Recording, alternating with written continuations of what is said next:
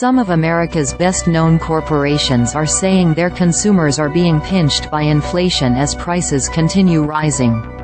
Inflation has dominated corporate America's discourse over the past 3 years following the pandemic-induced easing of monetary policy and trillions of dollars in COVID relief. Though the pace of price growth has cooled since the Federal Reserve began raising interest rates in early 2022, consumers are still feeling the squeeze, and often tightening purse strings, as costs continue climbing. It is clear that broad-based consumer pressures persist around the world, McDonald's CEO Chris Kempczinski said on the fast food chain's earnings call early Tuesday.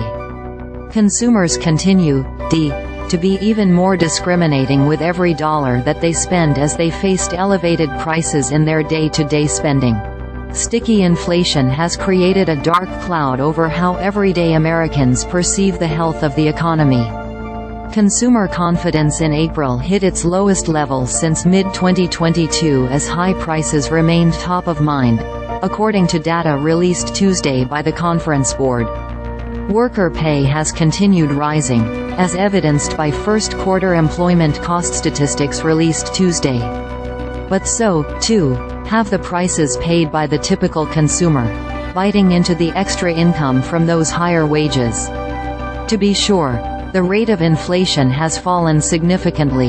The Consumer Price Index, a broad basket of goods and services, rose at an annual rate of 3.5% in March compared with the same month a year ago. That's far below the 40-year high of 9.1% seen in mid-2022. But remains above the 2% goal set by the Fed, whose officials have pointed to stubborn inflation as the reason for keeping interest rates higher. And that tenacious 3.5% annual growth is souring economic sentiment. Even after a period of runaway inflation, prices don't actually fall.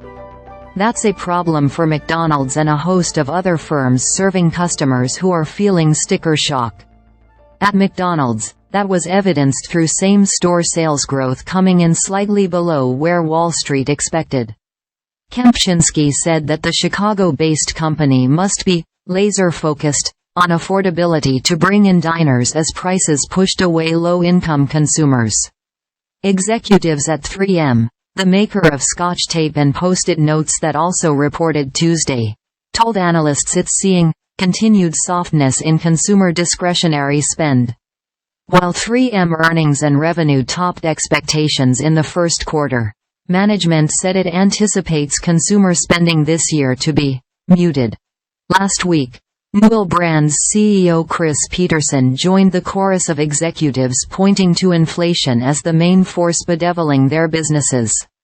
Though the owner of Coleman and Rubbermaid products exceeded analyst forecasts for the first 3 months of the year, it issued soft guidance for current quarter earnings and said revenue is likely to decline.